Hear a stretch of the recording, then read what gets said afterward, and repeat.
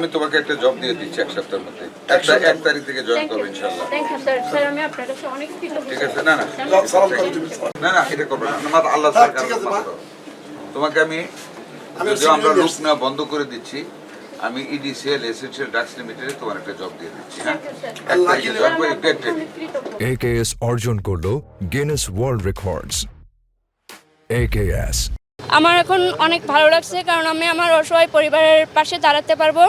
এর জন্য আমি মন্ত্রী মহোদয় সহ আমি প্রথমেই কৃতজ্ঞতা প্রকাশ করছি মাননীয় জেলা প্রশাসক মহোদয় হাবিব স্যারের কাছে, হাবিবুল ইসলাম স্যারের কাছে, এবং তার মাধ্যমে আমি স্যারের মাধ্যমে আমি মাননীয় প্রধানমন্ত্রী সহ সবাইকে, স্বাস্থ্যমন্ত্রী সহ সবাইকে আমি আন্তরিক ধন্যবাদ জানাই এবং আমি তাদের কাছে কৃতজ্ঞ।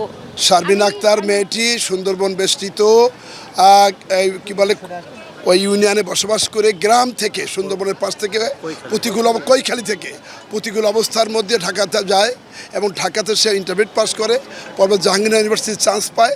সেখানে গভর্নমেন্ট কি বলে পলিটিক্যালের পরে সে পলিটিক্স, তারপরে সে অনার্স করে এবং মাস্টার্স করেছে। এর মধ্যে আমার কাছে দুইবার এসেছিল, আমি তাকে সাহায্য দেবো বলেছিলাম এবং প্রধানমন্ত্রীর দৃষ্টি আকর্ষণ করেছিল, আমি বলে সেটাও সাহায্য করব। আজকে মাননীয় মন্ত্রীকে পেয়েছি, মাননীয় মন্ত্রী স্বাস্থ্যমন্ত্রী মহোদয়ের কাছ থেকে তার চাকরিটা নিশ্চিত করেছি, আগামী 1 তারিখে জয়েন করবে। আমরা মন্ত্রীকে ধন্যবাদ দেই। স্বাস্থ্যমন্ত্রী ওনাকে একটা বড় পদ দিচ্ছেন, এটা শুনে আমরা খুব খুশি এবং আনন্দ পাচ্ছি যে একটা অসহায় মানুষকে তার এমন একটা জায়গায় পৌঁছে যাচ্ছে যে তার সংসার নিয়ে আর কোনো পিছনের টান থাকবে না, এগিয়ে যাবে।